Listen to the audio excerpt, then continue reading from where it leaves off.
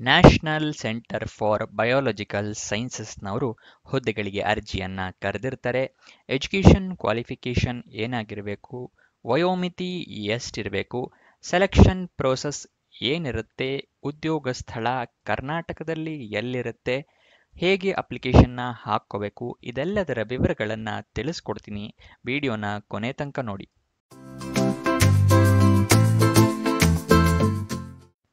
ನಮಸ್ಕಾರ ವೀಕ್ಷಕರೇ, ವಿಡಿಯೋಗೆ ಸ್ವಾಗತ. ಇದೇ ರೀತಿಯ ಹೊಸ ಗವರ್ನಮೆಂಟ್ ಮತ್ತು ಪ್ರೈವೇಟ್ ಸೆಕ್ಟರ್ ಜಾಬ್ಗಳ ಡೀಟೇಲ್ಸ್ ನೀವು ಪ್ರತಿದಿನನೂ ತಿಳ್ಕೋಬೇಕು ಅಂತ ಹೇಳಿದ್ರೆ ಈ ಚಾನಲ್ನ ಸಬ್ಸ್ಕ್ರೈಬ್ ಮಾಡಿ ಹಾಗೂ ಪಕ್ಕದಲ್ಲಿರೋ ಬೆಲ್ ಐಕನ್ನ ಪ್ರೆಸ್ ಮಾಡಿ. ವಿಡಿಯೋನ ಶುರು ಮಾಡೋಣ.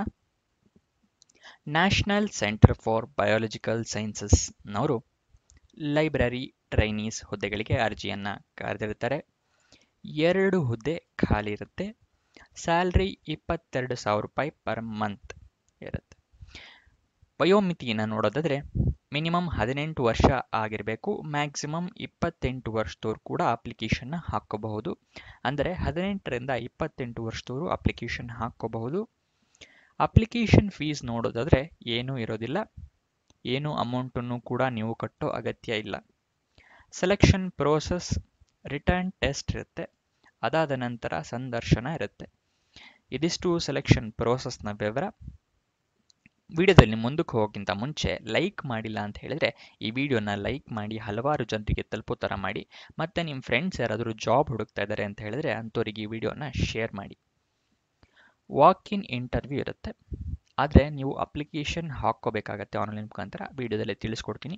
ಅದಕ್ಕಿಂತ ಮುಂಚೆ ವಾಕ್ ಇನ್ ಎಲ್ಲಿರುತ್ತೆ ಅಂತ ನೋಡೋದಾದ್ರೆ national centre for biological sciences, Tata institute for fundamental research, GKVK, Bellary road, Bengaluru 560065 ಇಲ್ಲಿರುತ್ತೆ.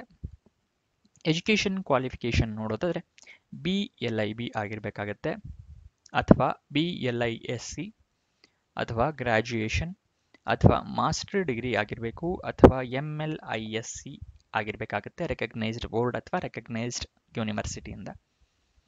Application open ಆಗಿದ್ದ ದಿನಾಂಕ 24 ನವೆಂಬರ್ 2024, ಕೊನೆಯ ದಿನಾಂಕ 10 ಡಿಸೆಂಬರ್ 2024. ವಾಕ್ ಇನ್ ಇಂಟರ್ವ್ಯೂ ಇರೋ ದಿವಸ 10 ಡಿಸೆಂಬರ್ 2024ಕ್ಕೆ ನೀವು 10 ಗಂಟೆ ಅಷ್ಟೊತ್ತಿಗೆ ಅಲ್ಲಿ ಇರಬೇಕಾಗತ್ತೆ. ಅಫಿಷಿಯಲ್ ನೋಟಿಫಿಕೇಶನ್ ಬೇಕು ಅಂತ ಹೇಳಿದ್ರೆ ಈ ಲಿಂಕ್ ಕಾಣಿಸ್ತಿದೆಯಲ್ಲ, ಇಲ್ಲಿನ ಕ್ಲಿಕ್ ಮಾಡಿ ನೀವು ನೋಟಿಫಿಕೇಶನ್ನ ನೋಡ್ಕೋಬಹುದು. ಇದನ್ನ ಡಿಸ್ಕ್ರಿಪ್ಷನಲ್ಲಿ ಕೊಟ್ಟಿರ್ತೀನಿ. ಮತ್ತೆ ಅಪ್ಲೈ ಆನ್ಲೈನ್ ಅಂತಿದೆಯಲ್ಲ, ಇದು ಅಪ್ಲಿಕೇಶನ್ ಹಾಕೋದಕ್ಕೆ ವೆಬ್ಸೈಟ್ನ ಅಡ್ರೆಸ್ಸು. ಅಂದರೆ ನೀವು ವಾಕಿನ್ ಇಂಟರ್ವ್ಯೂ ಹೋಗೋಕ್ಕಿಂತ ಮುಂಚೆ ಇದನ್ನು ಹಾಕಿರಬೇಕಾಗತ್ತೆ, ಹಾಕಿದ ಮೇಲೇ ಹೋಗೋಕ್ಕಾಗೋದು. ಓಕೆನಾ? ಅದನ್ನು ಹಾಕ್ಕೊಳ್ಳಿ ಒಂದ್ಸಲ, ಅದನ್ನು ವಿಡಿಯೋ ಡಿಸ್ಕ್ರಿಪ್ಷನಿಂದ ಕ್ಲಿಕ್ ಮಾಡಿ ಹಾಕ್ಕೋಬಹುದು. Official website address ncbs.res.in. ಇದಿಷ್ಟು ಈ ಜಾಬ್ನ ವಿವರ. ಎಲ್ಲ ತಿಳ್ಕೊಂಡಿದ್ದೀರಾ ಅಂತ ಅನ್ಕೊಂತೀನಿ. ಏನಾದರೂ ಸಣ್ಣ ಪುಟ್ಟ ಡೌಟ್ಸ್ ಅಥವಾ ಕ್ವಶನ್ಸ್ ಇದೆ ಅಂತ ಹೇಳಿದ್ರೆ ಕಮೆಂಟ್ ಬಾಕ್ಸ್ನಲ್ಲಿ ಕಮೆಂಟ್ ಮಾಡಿ, ಉತ್ತರ ಕೊಡೋಕ್ಕೆ ಪ್ರಯತ್ನ ಮಾಡ್ತೀನಿ.